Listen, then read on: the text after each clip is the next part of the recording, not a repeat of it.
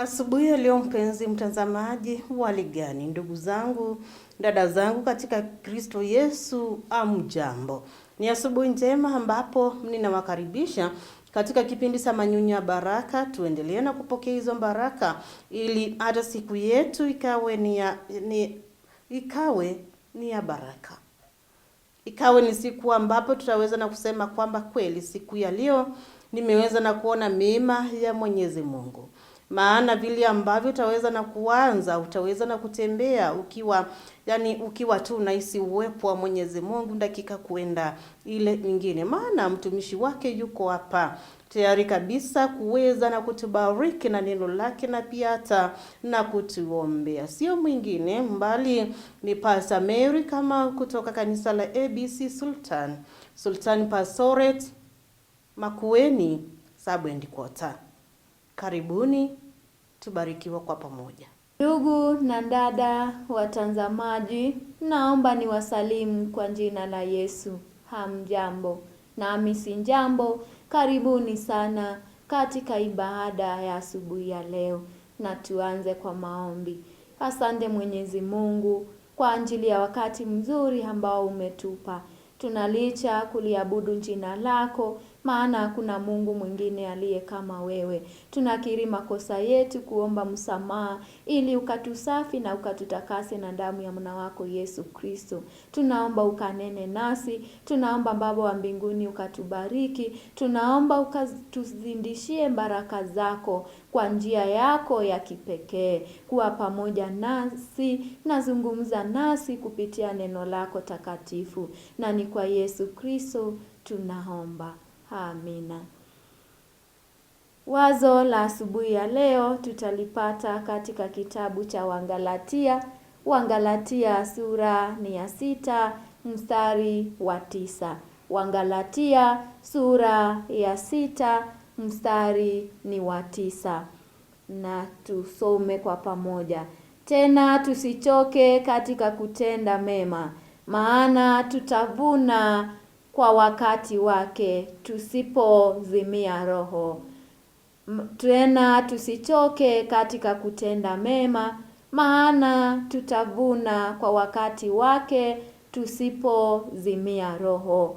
Bwana Yesu asifiwe. Asubuhi ya leo neno la Mungu linatutia nguvu na kutuambia ya kwamba tusipolengea wala tusipozimia roho tutavuna kwa wakati wake. Kwa hivyo ni lazima tuzidi kung'ang'ana, na mada ya asubuhi ya leo itakuwa ni tusikate tamaa. Hata pindi tunapokutana na mangumu, Mungu anazidi na kutuambia ya kwamba katika kutembea katika imani ni lazima tujikaze bila kukata tamaa. Bwana Yesu asifiwe. Ni lazima tujitie nguvu hata kama tunapitia mapito yepi. Ni lazima tujitie nguvu hata kama kuna shida. Ni lazima tujitie nguvu hata kama kuna majonzi. Ni lazima tujitie nguvu hata kama tuko katika hali gani. Maana Mungu anatujua. Maana Mungu anatuelewa zaidi. Na maana huyo Mungu hata ni yeye atatutoa katika ile hali ngumu ambayo tumo ndani yake. Kwa hivyo kuna wakati mtu anaomba lakini haoni majibu. Kuna wakati tu hata sisi tunaomba lakini hatuoni majibu. Kuna wakati tunazidi kung'ang'ana lakini hatuoni matokeo. Kuna wakati pia tunazidi na kumtumaini huyo Mungu, lakini kwa haraka tunataka tumuone akitenda na hatendi. Anatuambia tusubiri, kwa maana anatuambia nini? Anatuambia tutavuna kwa wakati wake, sio wakati wetu ambao sisi tunatarajia. Kuna wakati wa Mungu, kwa maana tumejua ya kwamba ana mipango mizuri juu ya maisha yetu.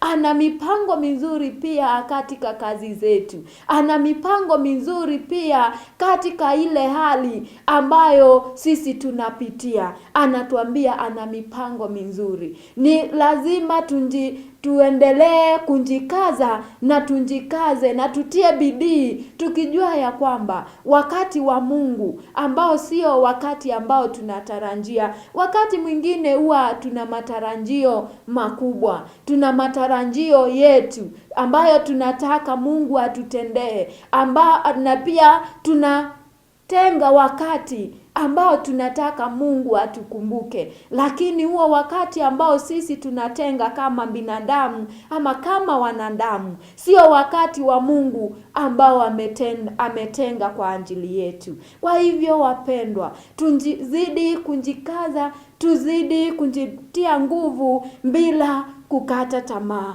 Kwa maana neno la Mungu linatuhimiza ya kwamba tusikate tamaa. Na wakati ambapo tutafika mahali tulengee ama tuzimie roho, hapo ndipo ambapo tutajua ya kwamba Mungu alikuwa karibu kutimiza mahitaji yetu. Na Mungu alikuwa karibu kuja na kuleta muujiza wake. Lakini sisi tumekata tamaa. Kwa hivyo wapendwa, hakuna njia ama hakuna haja ya kukata tamaa. Hakuna haja ya kujiona ni kama hatuwezi. Hakuna haja ya kufikia mahali tuanze kujidharau. Maana Mungu anatupenda na anatujua. Anatuambia tuzidi kufanya mema. Kwa maana tukizidi kufanya mema, atazidi kujidhihirisha kwetu. Neno la Mungu linatukumbusha ya kwamba wapendwa, tusichoke kamwe. Tusikate tamaa kamwe.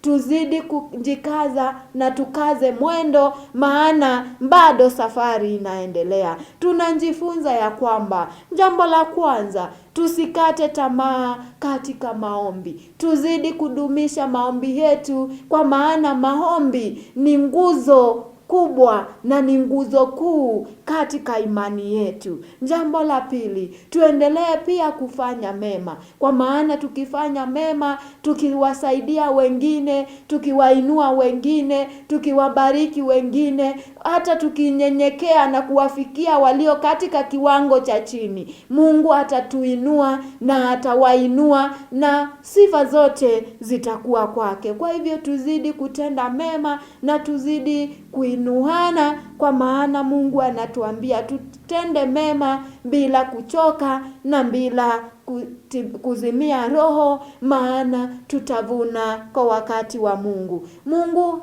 pia tujue ya kwamba Mungu ana wakati wake. Sio wakati ambao sisi tunapanga, lakini kuna wakati ambao Mungu anatupangia. Pia tunaambiwa Waswahili wanasema mvumilivu hula mbivu. Kwa maana tunapoendelea na kujikaza, hauwezi kupanda mti kama ni mpapai ama ni mti ambao unazaa maparachichi na unategemea wakati ambao hayajakomaa unaenda unavuna, utakuwa unaharibu. Lakini ndio maana tunavumilia ili yakaweze kuwa mabifu na ili yakaweze kuiva, na wakati ukifika tunaenda tunavuna. Kwa hivyo hata nasi tunaambiwa ni lazima tuwe na uvumilivu, kwa maana tukivumilia tutakuwa na matunda mazuri. Mungu anatuambia kwamba Mungu hajatusahau wala hajasahau pia kazi yake ndani yetu. Anatuambia atazidi kutufanikishia maisha yetu na atazidi kutuongoza katika maisha yetu. Atazidi kutufanyia mema, kwa maana ni Mungu asiyeshindwa na ni Mungu anayetujua. Kwa hivyo hata vile tumesema mkulima hawezi kupanda na akavuna hawezi kupanda leo na akavuna kesho. Lazima tunjikaze, lazima tuvumilie, lazima tunjitie nguvu na tuendelee na mbele, tukijua ya kwamba Mungu ana mipango mizuri juu ya maisha yetu na hakuna haja ya kukata tamaa. Tunjitie nguvu na tuendelee na mbele na tuzidi kutembea katika imani, tukimtumaini Mungu, kwa maana yeye ni muweza wa yote. Kwa hivyo chochote ambacho tunafanya kwa Mungu, ama chochote ambacho tunamtendea Mungu, Mungu anasema anatujua na akinjapotea. Kwa hivyo wapendwa, tuendelee na mbele na tuendelee na kunjikaza bila kukata tamaa, na Mungu atazidi kutuzindishia baraka zake na atazidi kutuinua. Bwana atubariki na ambariki neno lake. Na tuombe. Asante Mwenyezi Mungu kwa ajili ya wema na fadhili zako ambazo umetenda pamoja nasi. Asante kwa ajili ya neno lako. Tumbariki Baba wa mbinguni, neno lako likazidi kukua ndani yetu. Kwa Yesu Kristo tumeomba na kushukuru. Amina. Endelea kutenda mema, usikate tamaa. Mwenyezi Mungu anjaisahau kazi yako. Hakika wakati mwingine unaweza kuendelea na kutenda mema, unaweza kukosa kuona matokeo hapo kwa hapo ama siku chache, lakini neno la Mwenyezi Mungu limeweza na kutuhimiza kwamba tuendelee na tuzidi na kutenda hayo mema, maana kuna wakati ipo siku ya kuvuna. Wakati ambapo unapanda, uwa unatulia kwa masiku, kwa miezi, ili ukaweze hata na kuvuna.